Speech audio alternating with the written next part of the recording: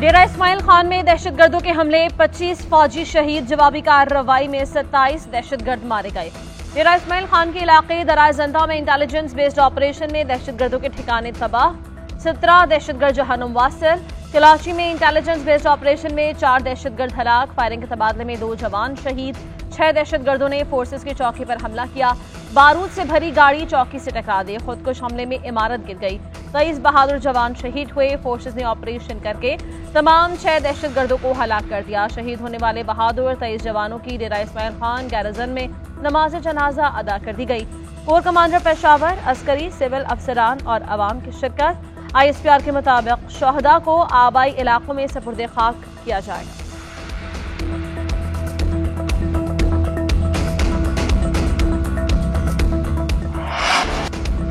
साबिक वज़ीर आज़म नवाज शरीफ अल Aziziya reference से बरी।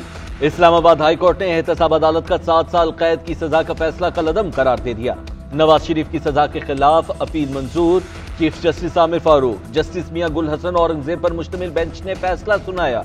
नैब की अल अज़ीज़िया रेफरेंस वापिस एहतसाब अदालत को भेजने की इस्तदा मुस्तरद। चीफ जस्टिस आमिर फारूक ने इस्तफसार किया, अल अज़ीज़िया कब लगाई गई, नवाज शरीफ के साथ इसका क्या ताल्लुक है, अल अज़ीज़िया में कितने पैसे भेजे गए, कब फैक्ट्री लगी, रिकॉर्ड पर कोई सबूत तो होगा, कोई गवाह तो होगा। नैब प्रोसिक्यूटर ने जवाब दिया, नवाज शरीफ पर करप्शन और करप्ट प्रैक्टिसेस के इल्जाम के तहत फर्द जुर्म आयद की गई। हमारा केस वाजिद जिया के तज्जिए पर है।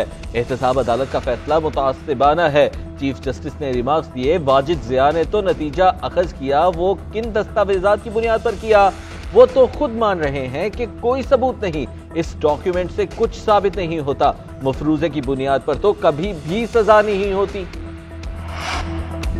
अल्लाह का शुक्र है, नवाज शरीफ एक बार फिर सुरखरू हुए। शर्मनाक केसेस अपने मंतकी अंजाम को पहुंच गए, एक भी इल्जाम साबित नहीं हुआ। इंसाफ मिलने में 7 साल जाया हुए, मुल्क का नाकाबिल तलाफी नुकसान हुआ। नवाज शरीफ की क़यादत में पाकिस्तान फिर तरक्की की राह पर गामजन होगा। साबिक़ वज़ीर आज़म शहबाज शरीफ का अदालती फैसले पर रद्द-ए-अमल। मरीम औरंगज़ेब ने कहा कि नवाज शरीफ तमाम मुकदमात से बरी हो गए, आज हकीकत सामने आ गई। झूठे मुकदमात में इंसाफ मिलते मिलते 7 साल गुजर गए। इंशाअल्लाह नवाज शरीफ चौथी बार वज़ीर आज़म बनेंगे। आज़म नज़ीर तारड़ ने कहा कि नवाज शरीफ इंतखाबात में हिस्सा लेने के लिए अहल हो गए। 4 बार नाकाम रहने वाले 5वीं बार क्या तीर मार लेंगे। 3 बार खुद, चौथी बार रिमोट कंट्रोल के जरिए हुकूमत चलाई गई। 8 फरवरी को ऐसा सरप्राइज देंगे जो रायविंड को याद रहेगा। नून लीग के दोस्तों पर फैसला छोड़ते तो 8 फरवरी को इलेक्शंस ना होते। चेयरमैन पीपल्स पार्टी बिलावल भुट्टो जरदारी का गुजरांवाला मजलिस से खिताब, कहा एक ने अपने आप को जेल से निकालना है, दूसरे ने खुद को जेल से बचाना है। मुझे ना जेल की फिक्र है ना नैब की। 5वीं बार भी वजीर आजम बन गया तो उन लोगों से लड़ पड़ेगा, फिर कहेगा मुझे क्यों निकाला। पुराने सियासतदानों से हमारा कोई मुकाबला ही नहीं।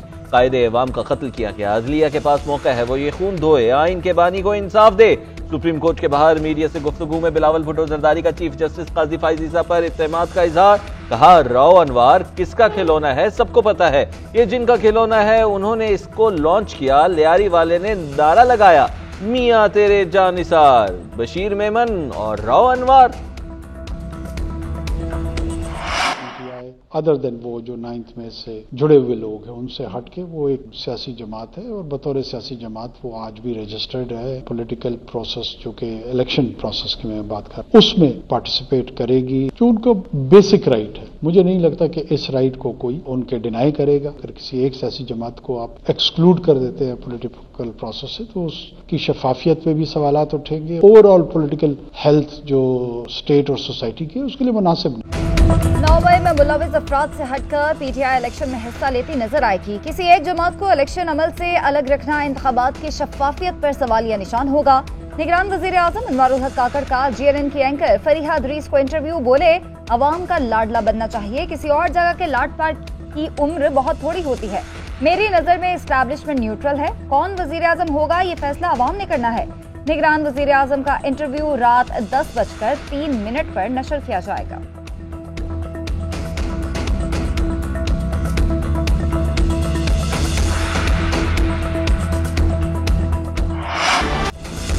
भुट्टो की फांसी का फैसला बुरा है, तब भी सुप्रीम कोर्ट का फैसला ही हतमी फैसला होगा। बदला नहीं जा सकता। सुप्रीम कोर्ट भुट्टो केस में फैसला सुना चुकी और नजरसानी भी खारिज हो चुकी। एक केस खत्म होने को दोबारा कैसे देख सकते हैं? अब हम भुट्टो केस के फैसले को छू भी नहीं सकते। जो मामला हतमी हो गया, खत्म हो चुका, उसे दोबारा कैसे खोलें? जस्टिस मंसूर अली शाह के जुल्फिकार भुट्टो केस में रिमार्क्स। चीफ जस्टिस काजी फाइज ईसा ने इस्तफसार किया कि क्या हुकूमत सदारती रेफरेंस को चलाना चाहती है? अटॉर्नी जनरल ने जवाब दिया कि हुकूमत रेफरेंस चलाना चाहती है। चीफ जस्टिस ने कहा किसी सदर ने रेफरेंस वापस नहीं लिया तो ये अब भी अदालत के इख्तियार में है। अदालत का रेफरेंस की रोजाना की बुनियाद पर समाअत का फैसला। अदालती हुक्मनामे में कहा गया 11 जनवरी से सदारती रेफरेंस की समाअत रोजाना की बुनियाद पर होगी और जनवरी में समाअत शुरू होने पर कोई इल्तवा नहीं दिया जाएगा। सुप्रीम कोर्ट का 9 अदालती मुआवनीन को नोटिस। अहमद रजा कसूरी का रजा रबानी पर एतराज। एतजाज एहसन की अदालती मुआवन बनने से माजरत। फारूक नाइक से जस्टिस दरा पटेल के इंटरव्यू का ट्रांसक्रिप्ट तलब। रेफरेंस की समाअत बराह रास्त दिखाने पर बिलावल भुट्टो की दरख्वास्त गैर मुअस्सर होने पर निपटा दी गई। सियासी अशराफिया के हाथों खिलौना बनने से इनकार पर नताइज भुगत रहा हूं। जुडिशल काउंसिल की जाली कार्रवाई का मुकाबला करूंगा। ये मेरी जात का नहीं बल्कि सुप्रीम कोर्ट के वकार का मामला है। क्या सुप्रीम कोर्ट किसी भी चीज के लिए खड़ी नहीं होगी? सुप्रीम कोर्ट के जस्टिस मुजाहिर अली अकबर नकवी का चीफ जस्टिस और सुप्रीम कोर्ट के तमाम जजेस को खुला खत लिखा। सुप्रीम कोर्ट और पाकिस्तान की आवाम के अलावा किसी के लिए फराइज सर अंजाम नहीं दे रहा। सुप्रीम जुडिशल काउंसिल में मेरे खिलाफ चलने वाले रेफरेंस पर मिस इन्फॉर्मेशन हैरान कुन है। ऑडियो लीक्स तनाज़े पर जस्टिस काजी फाइज ईसा और जस्टिस सरदार तारिक मसूद ने मेरे खिलाफ एक्शन लेने के लिए जस्टिस बंदयाल को खत लिखा। क्या चीफ जस्टिस ने अपनी अदलिया के सर पर लटकती बेयकीनी की तलवार को देखा है?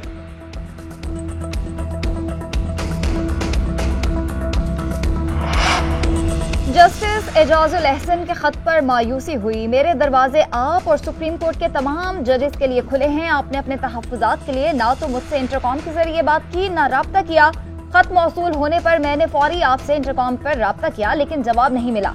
चीफ जस्टिस काजी फाइज ईसा ने जस्टिस एजाजुल एहसन के खत का जवाब दे दिया। खत में लिखा, मेरे स्टाफ ने आपके ऑफिस राब्ता किया तो बताया गया कि आप जुम्मे के रोज लाहौर के लिए निकल गए।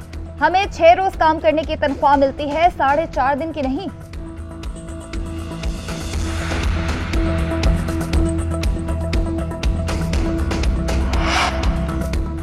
बानी चेयरमैन पीटीआई और शाह महमूद कुरैशी पर फर्द जुर्म आयद न हो सकी। साइफर केस में फर्द जुर्म की कार्रवाई कल तक मौके। बानी चेयरमैन और शाह महमूद के वकला की जानिब से दायर 6 मुतफरक दरखास्तें मुस्तरद। वकील सलमान सफदर ने मीडिया से गुफ्तगू करते हुए कहा कि अभी तक ट्रायल जेल में चल रहा है। मखसूस अफराद को ही दाखिले की इजाजत दी गई। ओपन कार्रवाई की दरखास्त दे दी। साइफर ट्रायल पहले भी जल्दबाजी में किया गया जिस पर सारी कार्रवाई कलअदम हुई। कानून को फॉलो नहीं किया जा रहा। पहले की गलतियां दोबारा दोहराई जा रही हैं। यहाँ ट्रायल स्पीड से और हाईकोर्ट में सुस्त रवि से चल रहा है।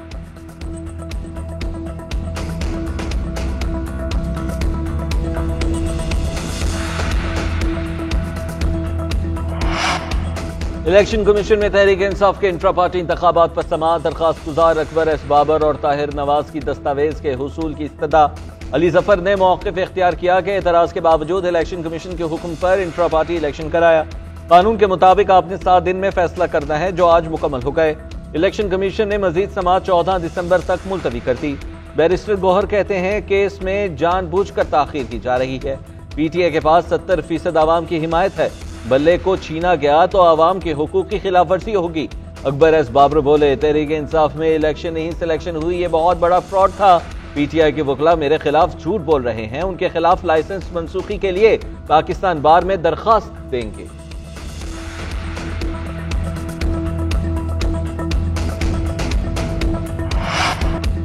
मेयर कराची के खिलाफ तहरीक अदम एतमाद की तैयारियां। जमात इस्लामी कराची के अमीर हाफिज नेमुर रहमान कहते हैं दीगर जमातों से भी राबते शुरू कर दिए हैं कि अगर विफाक में अदम एतमाद ला सकते हैं तो हम काउंसिल में भी ला सकते हैं।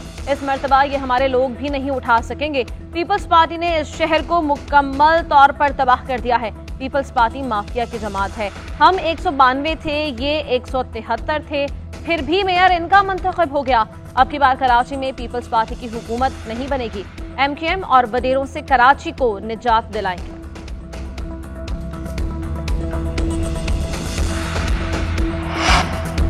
स्टेट बैंक ऑफ पाकिस्तान का शरह सूद 22% पर बरकरार रखने का ऐलान। गवर्नर स्टेट बैंक के ज़ेर सदारत मॉनिटरी पॉलिसी कमेटी का इजलास। एलामी में कहा गया है महंगाई मुतवक्के तौर पर मुसलसल कमी की राह पर गामजन है।